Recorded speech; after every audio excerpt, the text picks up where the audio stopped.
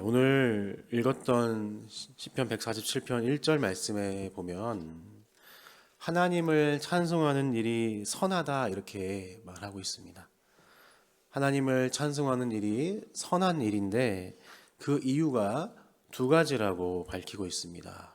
첫째로는 하나님을 찬송하는 것이 아름답다라고 얘기하는 것이죠. 다음으로는 하나님을 찬송하는 것이 너무나 마땅하다 이렇게 이야기하고 있습니다.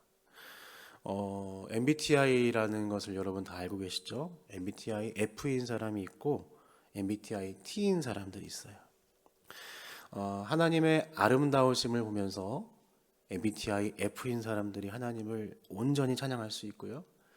MBTI T인 사람들이 하나님의 능력과 하나님의 그 딱 들어맞는 하나님의 귀한 사역들을 보면서 그분을 높이고 찬양할 수밖에 없다고 얘기하는 것이죠. 여러분이 MBTI가 F이든 T든 하나님을 찬양하는 것은 마땅한 것이고 그것은 오직 선한 것입니다. 하나님께 찬양을 드리는 것이 어떤 일인 것인지, 하나님이 우리에게 어떤 일을 하시는지 그분의 아름다우심과 그분의 능력의 크심을 3절과 4절은 이렇게 아름답게 표현하고 있습니다. 제가 한 번 더 읽어보겠습니다. 상심한 자들을 고치시며 그들의 상처를 싸매시는도다. 그가 별들의 수요를 세시고 그것들을 다 이름대로 부르시는도다. 아멘. 이 구절은 하나님의 아름다우심과 그분의 능력의 크심의 절정인 것 같습니다. 하나님께서 별들의 수를 세신다고 이야기하십니다. 현대 물리학이 추측하는 별들의 숫자는 1000억 조개라고 합니다. 1000억 조개는 공이 23개가 들어가는 숫자입니다. 그 별들의 수를 하나하나 센다는 것이 말이 되겠습니까? 무신론자들은 이 성경 구절을 놓고서 그런 게 어디 있어 라고 비아냥거릴 수 있습니다. 그런데 성경은 그보다 한 걸음 더 나아가죠. 하나님께서는 어쩌면 1000억 조개보다 더 많을 수도 있는 그 별들을 세실 뿐만이 아니라 그 별들에게 일일이 그 별들에게 합당한 이름을 붙이시고 그 별들을 세심히 돌보아 주신다는 것입니다. 여러분, 이름을 붙여주시는, 별들에게 이름을 붙여주시는 하나님의 모습을 생각하면서 에덴 동산에 있었던 아담의 모습이 생각나지 않습니까? 아담은 그런 면에서 정말 하나님의 형상이었어요. 정말 하나님의 아들이었어요. 여러 동물들, 식물들이 아담을 찾아옵니다. 혹은 아담이 그들 한 명 한 명을 하나하나를 찾아갑니다. 아담이 그들의 이름을 불러주었다는 것은 그들에게 그냥 이름만 지어줬다는 것이 아닙니다. 그들을 가장 세심하게 돌봐줬다는 얘기입니다. 그들이 상처가 나고 그들이 어디가 부러지고 그들의 마음이 힘들면 그 작은 곤충 같은 미물 같은 것들이라 하더라도 아담은 그 마음을 살피고 세심히 돌봐주었다는 그런 의미인 것이죠. 하나님께서 처음에 세우셨던 에덴 동산은 너무나 행복하고 안전한 곳이었습니다. 세상에 있는 모든 피조물들에게 가장 안락한 곳이었고 그곳을 지키는 하나님의 돌보심, 하나님의 능력, 아름다운 돌보심을 닮은 아담이 그 역할을 하고 있었던 것이죠. 아담은 그렇게 영광스러운 존재였습니다. 여러분, 하나님의 영광스러움은 어떨까요? 하나님의 영광스러움은 어떨까요? 에덴 동산의 아담의 모습을 우리가 상상해 보더라 하더라도 그의 아름다움과 영광이 큰데 저 모든 별들을 세시고 그 별들에게 이름을 붙이시고 돌보시는 하나님의 크심과 아름다우심은 형언할 수가 없는 것이죠. 그분은 무한하신 하나님으로 절대적인 능력을 가지고 계시지만 그와 동일하게 그 능력의 크기만큼이나 너무나 자상하시고 세심하시고 위로하시고 다정하시며 아름다우신 것입니다. 우리가 그 하나님께 우리가 가진 성향대로 F로 반응하던 그분의 능력에 T로 반응하든지 간에 그분의 이름을 아무리 높여도 부족함이 없는 것이죠. 그분을 찬양하는 것이 너무나 선한 것입니다. 하지만 여러분, 우리는 때때로 그분을 찬양하는 그분을 찬양하는 자리에 서지 못할 때가 있습니다. 왜 그렇습니까? 16절, 17절의 말씀을 제가 읽어보겠습니다. 눈을 양털같이 내리시며 서리를 재같이 흩으시며 우박을 떡 부스러기같이 뿌리시다니 누가 능히 그의 추위를 감당하리요. 하나님께서 우리 인생에 이해하지 못하는 고난과 역경들을 허락하시기 때문입니다. 우리에게 이해하지 못하는 상황들을, 대처하지 못하는 일들을 겪게 하시기 때문인 것입니다. 지금처럼 점점 더워지는 날씨에는 잘 실감이 나지 않지만 지난 겨울 온 지면을 꽁꽁 얼어붙게 만들었던 매서운 눈발을 한번 기억해 보십시오. 서리가 온 땅을 단단하게 굳게 켜켜이 두껍게 쌓아 올렸던 그 언 땅을 한번 생상해 보십시오. 여러분, 시멘트처럼 딱딱하게 굳어있는 차가운 길바닥에 서본 경험이 있으십니까? 우리에겐 그런 일들이 벌어지곤 합니다. 하나님께서 나를 징계하시고 벌을 주시고 매서운 추위를 주시는 것 같습니다.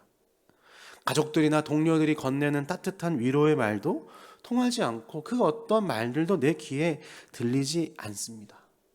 오늘 말씀이 이야기하는 것처럼 하나님의 능력이 크시고 그분이 널 세심히 사랑하셔라는 그 하나님의 사랑하심과 아름다우심과 능력 많으심에 대한 말씀이 별로 내게는 통하지 않는 것 같은 그런 상황들이 찾아오는 것이죠. 하나님께서 나에게 우박을 던지시는 것 같습니다. 우박. 얼음으로 된 돌덩이죠. 내 몸을 향해서 그 우박을 전속력으로 던지시는 것 같습니다. 멍이 듭니다. 우리의 심령에 멍이 듭니다.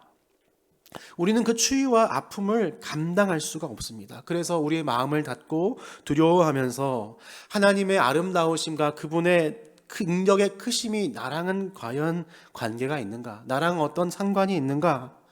나는 그분의 돌보심의 대상이 맞는가? 의심하게 되는 것입니다. 하나님의 아름다움과 능력에 대한 찬양과 경배가 아니라 그분에 대한 의심과 원망과 미움 혹은 나 스스로에 대한 정죄와 비판으로 빠져들게 되는 것입니다. 여러분, 바로 그런 처지에 있는 우리를 향해서 하나님은 이렇게 말씀하십니다. 18절 말씀입니다. 그의 말씀을 보내사 그것들을 녹이시고 바람을 불게 하신즉 물이 흐르는도다. 하나님은 우리에게 말씀으로 찾아오시는 예수 그리스도를 보내주시는 거예요. 예수님은 어떤 분이십니까? 그분은 전능하신 하나님이시죠. 그 모든 별들의 이름을 아시고 그 모든 별들의 수를 세시고 그들을 돌보신 능력 많으신 하나님이시죠. 바로 그 하나님이신 예수님께서 바로 그 언 땅에 서 있는 내 이름을 불러주시고 내 이름과 아픔을 만져주시기 위해서 말씀으로 우리에게 찾아오시는 것입니다. 그분은 나와 같은 고통을 겪으시고 나와 같은 눈물을 맛보시고 나와 같은 원망의 자리에 서셨던 것이죠. 우리가 눈발을 맞았다면 그분은 채찍을 맞으셨고 우리가 눈서리를 겪었고 눈서리처럼 꽁꽁한 땅에 서 있다면 그분은 침을 맡으셨습니다. 우리가 우박과 같은 우박 돌덩이를 맞았다면 그분은 창에 맞으셨던 것이죠. 우리가 경험해야 했던 징계를 받기 위해서 말씀이신 그분이 우리를 찾아오신 것입니다. 그리고 우리에게 무엇을 주십니까? 바람을 불게 하시는 거예요. 지난 주일 말씀과 같이 성령의 바람, 그리스도의 영이신 성령 하나님을 우리에게 보내주시기 위해서 그 성령 하나님으로 우리의 눈물을 씻으실 뿐만이 아니라 우리에게 새로운 지평을 보여주기 위해서 성령 하나님이 우리에게 오시는 것입니다. 보혜사 성령님이 오셔서 그 성령의 바람이 불기 시작하면 아주 새로운 일이 일어나기 시작합니다. 우리 삶을 찾아왔던 모든 추위가 녹아내리는 것입니다. 물이 흐르는 것이다 얘기하고 있습니다. 아무리 매서운 추위와 눈발과 언 땅이 있다 하더라도, 얼음 덩어리가 있다 하더라도 따스한 햇살의 바람 앞에 그 단단함을 지속할 힘이 없습니다. 그것은 결국 부드러워지고 풀어질 수밖에 없는 것이죠. 그 눈발과 서리와 우박덩이들은 물이 되어 대지를 적시게 되는 것입니다. 여러분, 하나님께서 우리에게 허락하신 눈발의 양만큼, 얼음 눈덩이에, 나를 멍들게 했던 얼음 눈덩이의 크기만큼 우리의 지면을, 우리 마음의 지면을 꽁꽁 얼게 붙었던 그 차가운 서리의 두께만큼 하나님은 더 많은 물들을 우리를 통해서 흘러내리게 하시는 것입니다. 우리가 겪는 여러 사건들은, 그 지루한 시간들은 그냥 아무런 목적 없이 있는 것이 아닌 것입니다. 말씀이신 예수 그리스도께서 그의 성령으로 하여금 우리를 통해서 생명의 물을 만들어내기 위해 보내주신 사건들인 것입니다. 예수님은 그 모든 어두움과 아픔들을 모아서 성령 하나님으로 생명의 물을 흐르게 하시는 것이죠. 마치 에덴 동산에서 아담이 그 모든 동식물들을 돌보며 그들의 상처를 만지며 물을 먹여 주었을 것처럼, 더 정확히는 우리 예수께서 가장 많은 고난을 당하심으로 우리를 위한 생명의 근원인 생명수가 되어 주셨던 것처럼, 우리 또한 그 모습을 닮아서 성령을 따라 생명을 낳는 일이 되어지도록, 주님의 사랑을 전하는 통로가 되어지도록, 하나님의 영광을 드러내도록 우리를 반전의 사건으로 인도하신 것입니다. 여러분, 그래서 로마서는 우리로 영광을 받기 위하여 그와 같은 고난도 받아야 할 것이다 이야기하는 것입니다. 여러분, 우리는 이 사실을 기억하면서 어떠한 상황에서도 찬송할 수 있음을 기억하며 나아가면 좋겠습니다. 그분의 아름다우심과 그분의 능력이 일으키시는 반전을 우리는 볼 것입니다. 내가 아무리 깊고 단단하고 꽁꽁 얼어붙은 눈밭에 서 있다 하더라도 그 가운데 우리에게 변치 않게 돌봄의 손길을 보내시는 주님, 그리고 새로운 물길을 만드시는 하나님을 발견하기 때문에 우리는 여전히 찬송할 수 있는 것입니다. 우리는 온 세상의 온 만물을 바라보면서 그 하나님의 아름다우심과 능력의 크심을 바라보면서, 바로 그 능력이 나를 향해서 내가 그렇지 않다고 여겨지는 상황에서도 여전히 끊임없이 나에게 이루어지고 있음을 믿고 의지할 수 있는 것입니다. 여러분, 저희 그러므로 저 하늘을 바라보면 좋겠습니다. 요즘에 하늘이 참 맑고 아름답지 않습니까? 어제랑 이렇게 비가 와가지고 조금 흐린똥똥했지만 요즘에 정말 하늘이 참 구름 한 점 없이 아름다운 것 같아요. 요즘 같은 때에는 저 하늘을 많이 바라보면 좋겠어요. 구름 한 점 없는 저 하늘 위에 별들의 수를 세시고 별들에게 이름을 붙여서 하나하나 그 별들마저 돌보시는 하나님, 그 하나님께서 우리의 상처를 싸매시고 모든 상처를 모아서 생명의 강을 만드십니다. 그리고 그 하늘 위에 우리 눈에는 보이지 않지만, 지금 우리 눈에는 보이지 않지만 우리와 같은 육체를 가지시고 하늘 보좌에 앉아 계신 우리 구주 예수님이 계시는 거예요. 우리 두 눈으로 저 하늘에 보이지 않지만 그 예수님을 바라보는 거예요. 우리 주님이 곧 다시 오십니다.